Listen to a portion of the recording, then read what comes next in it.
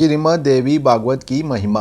श्री कृष्ण तथा परसेन कथा। द्वारका में भोजवंशी सत्राजित रहा करता था। वह भगवान सूर्य का बड़ा भक्त था। सूर्य भगवान ने उसकी भक्ति से प्रसन्न होकर उसे सेमंती मणि प्रदान की। सत्राजित उस मणि को गले में धारण कर ऐसा चमकने लगा मानो स्वयं ही सूर्य हो। जब सत्राजित द्वारका में आया तब अत्यंत तेजस्विता के कारण लोग उसे पहचान ना सके। लोगों ने आकर श्री कृष्ण से कहा, देखिए, अपनी चमकीली किरणों से लोगों के नेत्रों को चौंधियाते हुए भगवान सूर्य आपका दर्शन करने आ रहे हैं। अनजान पुरुषों की ये बात सुनकर कमल नयन भगवान श्री कृष्ण हंसने लगे। उन्होंने कहा, ये सूर्यदेव नहीं है, ये तो सत्राजित है जो मणि के कारण इतना चमक रहा है।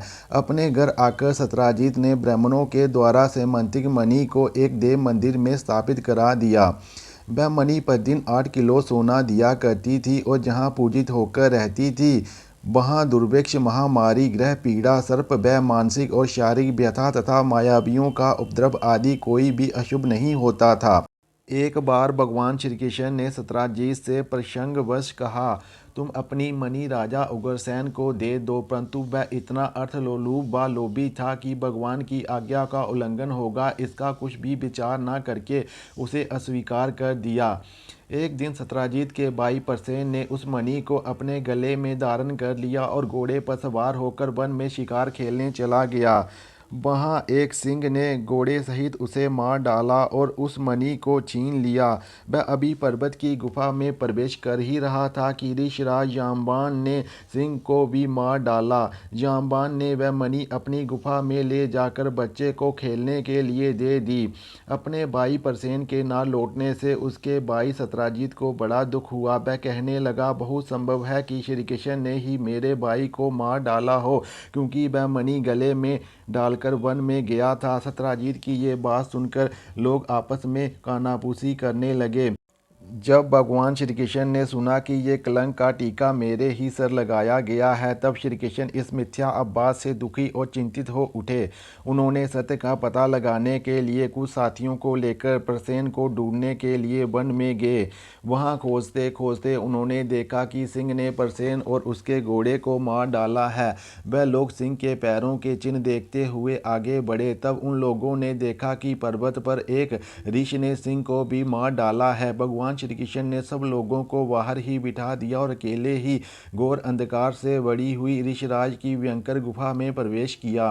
भगवान ने वहां जाकर देखा कि श्रेष्ठ मणि सेमंती को बच्चे का खिलौना बना दिया गया है। वह उसे हर लेने की इच्छा से बच्चे के पास जाकर खड़े हुए। उस गुफा में एक अपरिचित मनुष्य को देखकर बच्चे की दाएं भयभीत होकर चिल्ला उठी। उसकी चिल्लाहट सुनकर परम बली ऋषिराज जाम्बान क्रोधित होकर वहां दौड़े आए। जाम्बान उस समय क्रोधित हो रहे थे, इसलिए उन्हें भगवान श्री कृष्ण की महिमा और उनके प्रभाव का पता न चला। जाम्बान उन्हें एक साधारण मनुष्य समझकर युद्ध करने लगे। पहले तो उन्होंने अस्त्र शस्त्रों का प्रहार किया, फिर छिलाओं का। इसके बाद वह वृक्षों को उखाड़कर एक दूसरे पर फेंकने लगे। अंत में बाहु युद्ध होने लगा। वह आपस में 28 दिन तक बिना विश्राम के लात घूंसों से लड़ते रहे। अंत में भगवान श्री कृष्ण के गुस्से की चोट से जाम्बान के शरीर की एक एक हड्डी टूट फूट गई। तब जाम्बान ने अत्यंत चकित होकर कहा, मैं जान गया हूँ कि आप ही समस्त प्राणियों के स्वामी भगवान विष्णु हैं। प्रभु, मुझे सम्मन है कि आपने अपने नेत्रों में तनिक सा क्रोध का भाव लेकर तिरछी दृष्टि से समुद्र की ओर देखा था तो समुद्र ने आपको मार्ग दे दिया था। तब आपने उस पर सेतु बांधकर लंका विध्वंस किया था।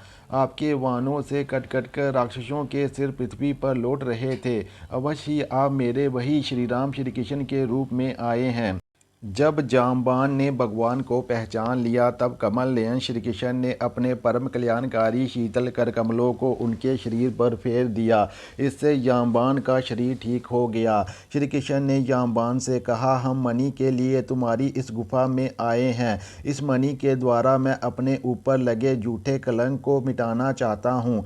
भगवान के ऐसे कहने पर जाम्बान ने आनंदपूर्वक उनकी पूजा करने के लिए अपनी कन्या जामवंती को मणि के साथ उनके चरणों में समर्पित कर दिया। भगवान श्री कृष्ण अपने जिन साथियों को गुफा के बाहर छोड़ आए थे, उन्होंने 12 दिन तक उनकी प्रतीक्षा की। परंतु जब उन्होंने देखा कि वह गुफा से बाहर नहीं निकले तो वह अत्यंत दुखी होकर द्वारका को लौट गए।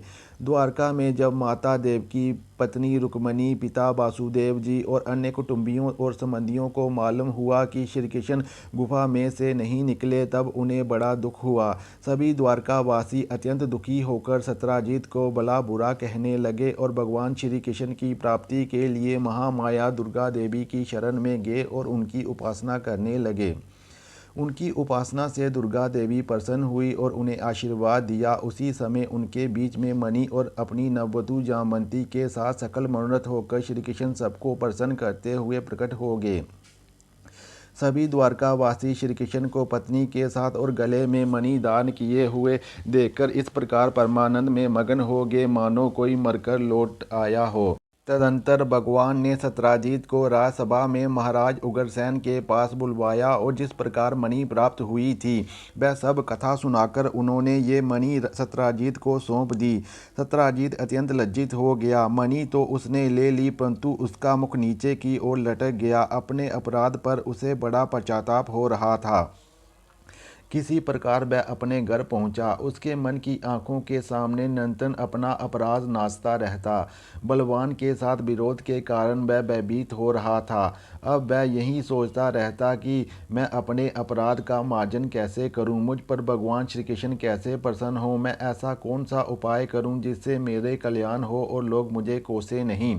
सचमुच मैं अदूरदर्शी और क्षुद्र हूँ। धन के लोभ में मैं बड़ी मूर्खता का काम कर बैठा। अब मैं रमणियों में रत्न के समान अपनी कन्या सत्यभामा और वैश्यवंतिक मणि दोनों को ही श्री कृष्ण को दे दूँ। ये उपाय बहुत अच्छा है। इससे मेरे अपराध का मार्जन हो सकता है। इसके अतिरिक्त अन्य कोई उपाय नहीं है। सत्यजित ने अपनी विवेक बुद्धि से ऐसा निश्चय करके स्वयं ही इसके लिए उद्योग किया और अपनी कन्या तथा सेमंतिक मणि दोनों को ही ले जाकर श्री कृष्ण को अर्पण कर दी। सत्यभामा शील स्वभाव, सुंदरता, उदारता आदि सद्गुणों से संपन्न थी। बहुत से लोग चाहते थे कि सत्यभामा हमें मिले और उन लोगों ने मांगा भी था, परंतु अब भगवान श्री कृष्ण ने विधि पूर्वक उसका पानी ग्रहण किया। परीक्षित, भगवान श्री कृष्ण ने सत्यजित से कहा, हम सेमंतिक मणि नहीं लेंगे। आप सूर्य भगवान के भक्त हैं, इसलिए वह आपके ही पास रहे। हम तो केवल इसके फल के अर्थात उसके द्वारा निकले हुए सोने के अधिकारी हैं, वही हमें आप दे दिया करें।